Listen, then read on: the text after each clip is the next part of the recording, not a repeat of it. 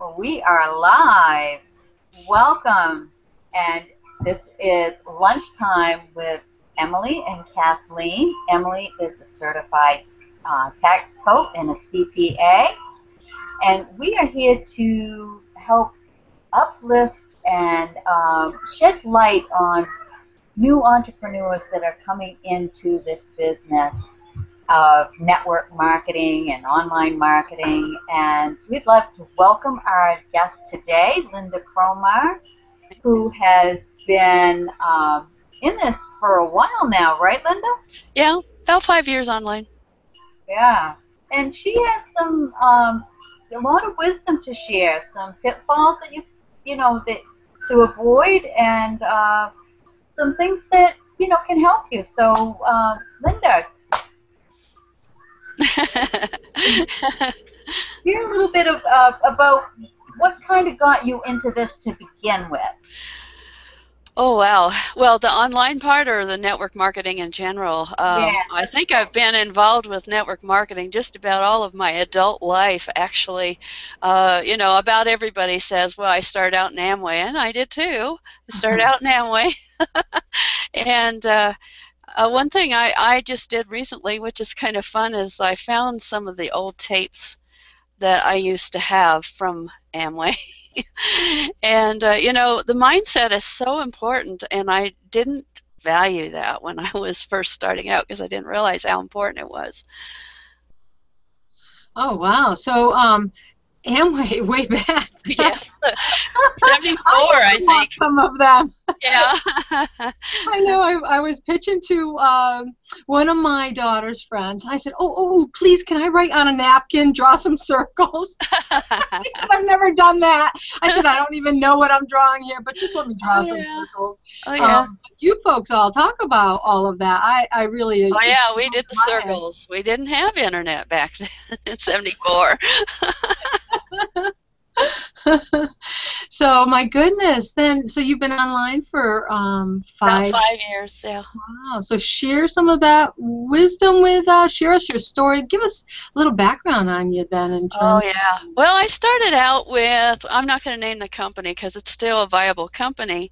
Excellent. Because if I may interrupt you just 1 second, we are non-company specific, so okay, cool. We appreciate that wisdom on your part. Right. But the particular little group I happened to get connected with, they kind of did their own system, which now we see all over the place, right? Everybody's doing a system. But they were doing their own little system. And their main thing was to buy leads. Now, these were not cheap leads like you can find sometimes out on the internet. This was $10, $15, $20, and $30 a piece at least on these leads, and most of them were kind of captured by online little things that they might get on, like they're buying something and then they get a little questionnaire and something just pops up and they don't even know what they're signing up for. And so I signed up to do these leads, and I actually spent at least, oh goodness, when we got done, I had spent over $100,000 in this one business because of the leads. Now that's, I didn't tell that down in the mindset call this morning, and it was really devastating. Now I maxed out one particular card that I promised not to use, and it was about $30,000 on that card alone. And my poor husband, I went into a depression because I knew absolutely that he was going to be so freaking upset about it, and he was just going to fly, and I was going to go, oh my gosh, what do I do? And I wanted him to believe in what I was doing. So I kind of went into a depression. I actually shut everybody off. I went back to my, we had a bedroom downstairs at the time, which had a bed and everything in it, and I'd go to bed down there by him myself without him, and I would basically refuse to talk to him, and he didn't really know what was going on because I was hiding the bills. And of course it came to the time when he had to find out, and oh man, it was tough. But the major thing is that I realized that where I was headed for illness if I didn't change it, if I didn't do something. And I mean, I was in blackness for at least 6 months. And then finally, I started to say, okay, what can I do to solve this, or what can happen that could possibly change this around? And my husband at that point was selling his insurance business contacts to another company as he was moving into that company, and they were paying him in chunks for this business, and he was going to get a check of about 30 or 40, I don't remember, something like that, $1,000 all at once. And so in my head I started to say, okay, he's going to be able to pay it out of that, and he's not going to be happy about it, but he'll do it because I know him. And then everything's going to be okay, and I'm going to repair all this, and I'm not going to go there again. I'm not going to get into that kind of debt, because I learned a big lesson. And it took me about a year before I really got everything calmed down again with him, because he's not in the business, and he doesn't understand exactly the kind of thing that would make a person have that kind of mindset that they would actually go into debt because they want it so bad. But that's the story. Wow, you're married to a saint. No. That's the first thing that comes to my mind is you are married to a saint, because you are alive. You look very healthy. Well, he was pretty upset for quite a while. It took him about 2 years to completely stop talking about it, and every once in a while he still brings it up. It made a big impression on him because he had other plans for that $30,000, not for that. So. Yeah. And as a CPA and tax coach and financial wellness coach, I often work with clients who have phenomenal amounts of debt, and it is relatively common that it was spent on purpose after something they believed in, a failed business. Right. A lot of it does come as a tax advisor. I get them because it is oftentimes a failed business, and yet they went, they kind of went all in. They put all of themselves into it, and they believed. But there are factors that are outside of their control sometimes to make it a success. Yeah. Wow, what a difficult lesson. It was a difficult lesson. The major thing, my husband, he would start to try to tell me how to do it better because he thought that he knew better, and maybe at that point he really did. But one thing that I learned with him was that I could, at first I got kind of short with him and, touchy and defensive, and I think that's one thing we want to guard against, because if our relationship with that person is important to us, then we got to realize they got to be part of what we're doing. And so I started to just share a little bit of what my dream was, what my vision was, what I saw coming for us. And now that I'm making money online, it does make a difference because he can see it. It's not just a dream that I promised that might come true, but it's real. But it's about continuing to believe in that vision, even when they don't, and being okay with them not having the same belief system that you do, because most of the time they're not going to. Yeah, that's the story that we tend to hear. I'm widowed, so I personally don't have a spouse that I engage with in that regard, but that is often the story that you hear, that spouses aren't generally on board. Not yet. When the money comes, then they tend to be more on board. But wow, how inspiring though, Lynda, that out of all of this, as hard as that was for both of you, and how it took us 2 years to bring kind of a significant healing to it, how beautiful though that it drew you closer. Your relationship got formed more. You shared more about the business. You opened your heart about what your dreams were. All of that's very good for a marriage. Yes. So it sounds like you were really blessed. You've got a lot of blessings coming out of this hard lesson. Yeah, you could put it that way. You know, I can't say that I was perfect about it because there were times when I was really angry because and it's really more towards myself. And I think that happens a lot in these kind of situations where you know you messed up and you're angry about it and you don't know where to put that. So you focus it on somebody else and they actually don't deserve that. It's really your mistake. Yeah, wow, wow, powerful testimony. Everybody needs to listen to this. Everybody needs to listen to this. It's so easy for that to happen. Yeah. You want to trust that you're being led in a positive direction, and for some, it absolutely. probably has worked. But you know, it's gaining that knowledge, and you know, some jump into it before they're ready to do all the follow-up work that you need to when you invest in something like that. Oh yeah. Oh, I did have one lesson that was really good. I learned some phone skills that I am very thankful for now. Because when I'm following up with leads now, I mean, it's not uncomfortable to do it. It was then, I mean, and I was hitting the phones every day, 10, 12 hours. That was all I was doing. Because, of course, if you buy those leads, you darn well better be following up and talking to them. Wow, wow. So you have a lot to offer folks. A lot to offer folks. That is, I'm still wowed. I'm still wowed at this. But you know, this is what we do want to be able to bring to our viewership. This is not to scare them away, thinking, "Oh yeah, I knew that was the case," and they run away.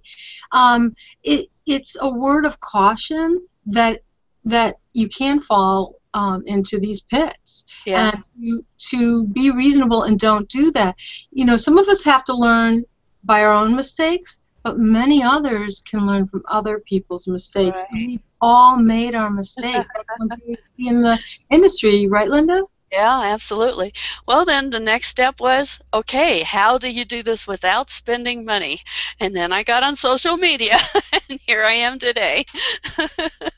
Oh, fantastic. Please share that with us. And also, you mentioned on the call, and you mentioned a bit here, how it dawned on you, even though you were in depression, I considered it inspired, that you began to think, how can I get out of this? What can I do? And you mentioned that using your imagination, using the questions as a way to direct yourself. So would you mind sharing a bit on that? Because that's fabulous. Well, even while I was still, you know, going downstairs and staying in my own little corner away from my husband, I would say things like, what can I do? Where can I find this money? Somehow there has to be a way.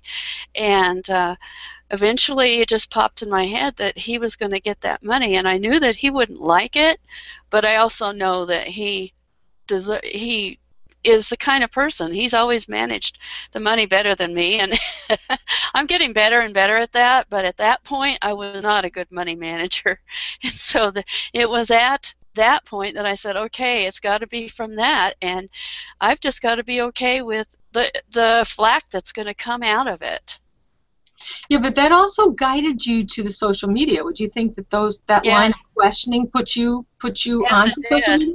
Yes, it did, because I was still in that same company, and so I was at a place where I absolutely could not buy leads, you know, and they still had very expensive leads and no other solution. So I started to I never had a Facebook account before that point, and that was 2009. And so I went out and I started to look on the internet. Oh, hello, here's Facebook. Let's try that out. And then, you know, I tried other stuff too, and I got actually out of that became kind of an expert at Facebook. You did, Lynda, because I remember that's how I met you, was with you and one of your friends were doing, Juanita, were doing Facebook training and Twitter training. Yes. Yeah. I still have the Friday Facebook Mastermind. I do that every Friday. Nice. do you mind sharing a bit about that, Sure. Lynda? The link is actually Friday Facebook Mastermind. I do that on Facebook. It's the 22 social site. And I just talk a lot about, well, relationships too, and some of the stuff we already do kind of teach in our system, but also just general. How do you make yourself more visible, more attractive to people so that they will look at your business? How, and kind of the do's and don'ts of what to do to share your business. Oh, fantastic. I got to hang out with you. I'm still learning all this stuff, so Yes. I'll be following. Okay, so now you're out on social media, and you've learned a lot of lessons as regards to being conservative and not doing the whole debt thing. Well, not completely, because I did it a few more times. Really? You're one of the hard ones. So you gotta I have to learn the hard way, I guess. Well, you know, many, many, many people are going to be able to relate with your story.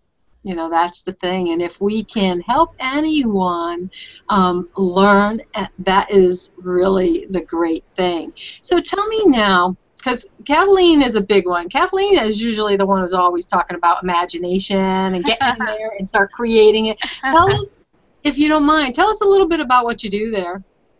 On Facebook?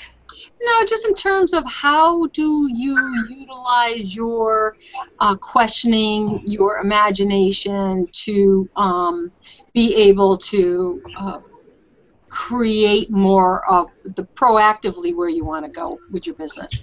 Okay. Well, for instance, when I do my videos, and I do a lot of videos, a lot of people like my walking videos, but I'll usually get a little idea just from conversations going on Facebook, or maybe I had a prospect that said something in particular that sort of rings a bell and said, ah, there's something to talk about. And so that generally is where a lot of my ideas come from, is conversations and things I see people already posting, because, you know, if they're posting, then they have a question or something going on in their head. And that is the major thing you want to do in business, is start to see things from their point of view. Where are they looking at it, and what's going on in their head, so that you can kind of get into the same conversation. Oh, that's a great, great tip. That's a great tip, and you know, I need to learn to put that into effect myself. I come from a real tradition. No, I do. I come from a real traditional background where, you know, you really kind of need to be in the suit and the heels and have pearls on and all.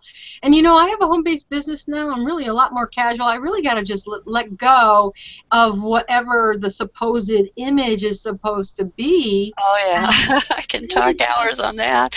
Right? Really just begin to say, hey, here's the conversation. It's going on now. And guess what? I've had a morning full of gardening, or maybe I'm cooking, or whatever I may be doing, running around doing chores. I could be frazzled, and just join the conversation regardless. I mean, hey, here's real life. I've been gardening today. I got, you know, soil under my nails or whatever, but hey, let me join in. I got to get comfortable with that. Absolutely. Just like when I colored my hair, I went to an actual hairdresser this time. I mean, I've been doing it for years for myself, but you wouldn't believe how much of reaction I got just from posting my new picture after she got done with me, and how good it looked, and saying I felt like I was worth it. And it's really, you know, that's something women don't do, is they don't take care of themselves, and they don't think they're worth it, and they kind of put themselves on a shelf in the background and say, okay, I'll do all this other stuff, and then maybe there's time or money for me. And that's the wrong attitude.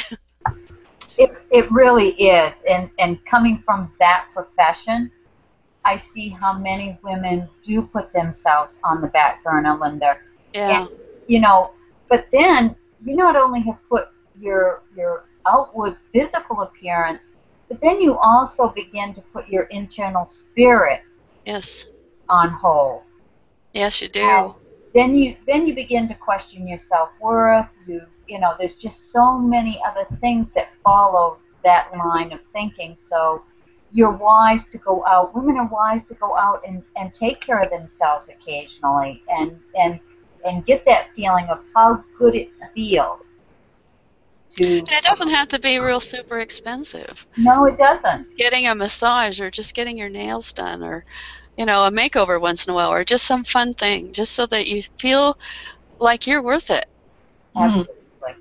And that translates into dollars. You know, we had a beautiful week last week, a Women's Week, and talking about the valuation, you know, our sense of self-worth having a translation into income or lack thereof, or some controlling factor on what we can accomplish in business. Yeah. And having a, you know, not to the point where you're controlling your husband or your wife, but being in a place where you feel good enough about yourself that you can stand up for what's important to you. My husband and I have a really unique relationship anyway, which I know a lot of women don't. But, I mean, we have our separate checking accounts. My business account does not go through his business account because I have different expenses, and we tried that once, and it was a disaster. It was a disaster because he'd say, well, what are you spending that on? I said, that's a business expense. I need to do that. And so I don't want to explain all that to him. And as long as I'm not taking his money, he's happy. And from a tax accountant standpoint, that's a no-no to do. You can keep these things separate. You have to keep business and personal separate and different businesses separate. So, yeah, but you learn the hard way, and being able to keep that separate also gives you a spirit of independence, or not in a bad way, but in a good, freeing way. You get a better idea, and you start to manage things better. And if you start to overspend, you go, okay, I messed up this month. I really spent way too much. Now, what can I do to make that better? And then you start to feel really in control and a lot more confident. Oh, absolutely, and unburdened. It is so very important for people to understand that financial burdens, oftentimes, I'll step back just for a moment and say that we tend to want to ignore the truth. We know in the back of our minds we may be spending too much, how are we going to pay for this, but part of what we want to do is not look at it because it hurts. Right? You know. That's why financial wellness in a particular company we know about is actually difficult for some people. Yeah. But they think they're going to earn the money from whatever they're doing, and then somehow they're going to get better at managing it. And that's not really true. Because you're going to take the same habits into whatever amount of money you have. I've learned the hard way. Absolutely. People will live up to and beyond their income level. So no matter what their income level becomes, they live beyond it. And so they do. They carry those kinds of habits with them. But it causes, while they on the one hand think that it gives them relief not to look at it and not to have to deal with it, what they're not, most people are not recognizing is that it's causing true dis-ease in their body. That lack of being having peace in the interior space is going to manifest itself somewhere. Absolutely. It's either going to be depression or a physical illness of some kind eventually. Yeah, because it needs to be dealt with. It's just not a healthy position to be in. It's not balanced, and whenever we're out of balance in any area, we're going to have an impact there. And so when it comes to just individuals with or without a business, I highly recommend that they manage their finances, that they truly manage, and that is something that people don't do. I mean, not only are they not spend till it's gone. And beyond. You know, that's the sad part. They really credit card debt. Really spending to the point of how much can I afford to pay off each month, not recognizing that the principal payments that the principal amounts that they've borrowed are amounts of income well into the future. You know, they really have borrowed principal so much beyond the amount that they pay in a monthly payment. totally unaware of the financial aspect. The home economics is like not at all understood. Which you know. Yeah, I did all the wrong things. Now I'm much more aware, and that's making me happy to actually see a little balance that I didn't actually think I had to spend immediately, and to be in a place where I can take care of something that I really want to do. You know, maybe it is a business expense, maybe it is a solo ad, or maybe it is just something I want for myself. Either way, instead of doing it out of debt, saving for it and planning for it. Absolutely. So share with us a little bit about how it feels to be on the other side here and be empowered with that. It's very powerful. Whatever business somebody's in, you know, you got to start from somewhere, and I think a lot of the time people don't actually plan themselves any kind of budget either to run on for their business. They just try to, okay, they'll do the whatever the getting in expense, and then they think they can just kind of run on nothing, and you can't do that. So first of all, I put together my own checking account that was separate from my husband's, and money goes into that takes care of my business every month. And when I do it that way, I know where I'm at, because nothing else goes through there but the business stuff. Fantastic. Fantastic. Well, we are coming down to almost a wrap-up time, but I would love to be able to give you the floor and share with our viewers, some parting wisdom. If you're in one of those places where you've gotten into debt, don't lose heart, and start thinking in your imagination what you can do. If you're not in business right now, it would be a good idea to be in business, because that gives you some tax advantages. But don't get in over your head. One thing that you can do is look at, if they have different buy-ins, start at the bottom. There's no disgrace in starting at the bottom. No, it's like a first. It's really like a first things first. You know, yes. First steps. Right. So I'll just click us back to you. I hope I can get you. There you go. Yeah, I've been playing with my buttons here. Not all that. That was mainly it. Just start where you can, and learn some skills. The skills are going to be what saves you. And having some belief and taking regular action on whatever it is you're doing.